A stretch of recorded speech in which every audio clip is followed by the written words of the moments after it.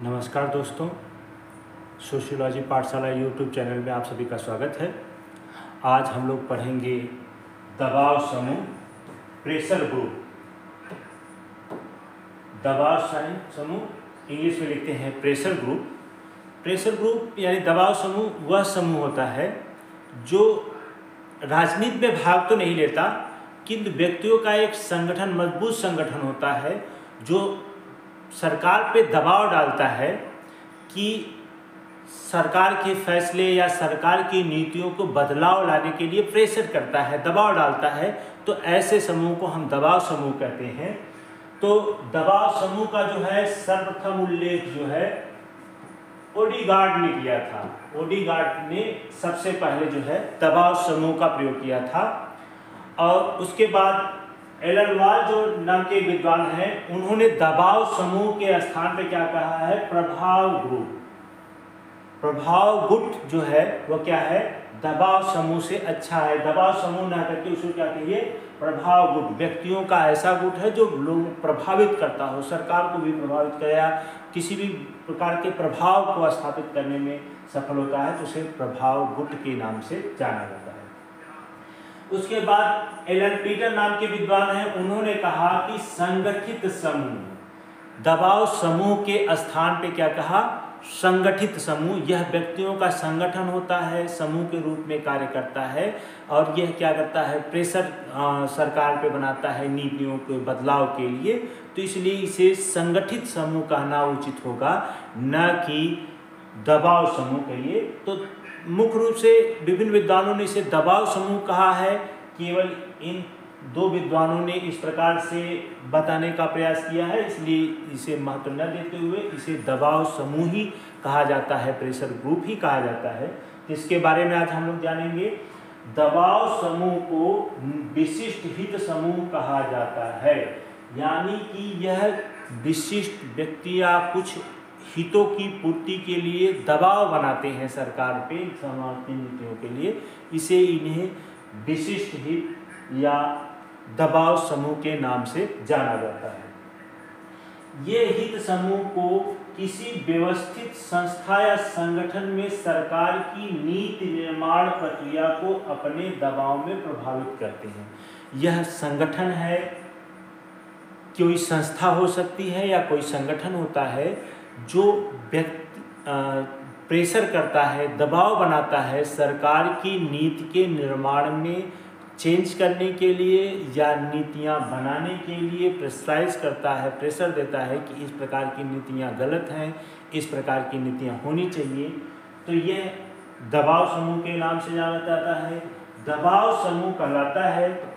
सभी दबाव समूह हित समूह होते हैं। ध्यान रखिए, ये क्वेश्चन बार बार परीक्षाओं में पूछा जाता है कि सभी दबाव समूह, जो भी दबाव समूह होते हैं वह क्या होते हैं? किसी हित को प्राप्त करने के लिए प्रेशर देते हैं, दबाव देते हैं। यानी कि सभी दबाव समूह क्या होते हैं? हित समूह होते हैं, किसी उद्देश्य की पूर्ति के लिए दबाव देते हैं। किंतु जरूरी नहीं है कि सभी हित समूह दबाव समूह कहे जाएं, लेकिन सभी हित समूह दबाव समूह नहीं होते हैं। हित नहीं है, ये हित है, ध्यान रखिएगा। सभी हित समूह जरूरी नहीं है कि दबाव समूह हो। बहुत से समूह ऐसे होते हैं जो हित तो चाहते हैं, लोगों के भला तो चाहते हैं, लोगों के उद्देश्यों को पूरा तो करना चाहते हैं, लेकिन दबाव नहीं देते हैं। तो इस प्रकार से ध्यान रखिएगा, सभी दबाव समूह किसी हित को पूरा करते हैं, इसलिए सभी दबाव समूह हित समूह कहलाते हैं। किंतु सभी हित समूह जो हित चाहते हैं, भलाई चाहते हैं, ऐसे समूह जरूरी नहीं है कि वह दबाव समूह हो। कुछ लोग बिना दबाव के भी काम करते हैं, लोगों के हितों की पूर्ति करते हैं।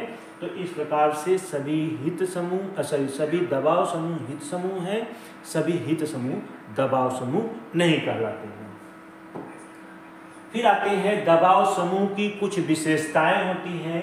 दबाव समूह जो होता है कुछ विशेष हितों पर आधारित होती है, यानी किसी विशेष हित या उद्देश्य को पूरा करने के लिए दबाव समूह का निर्माण होता है।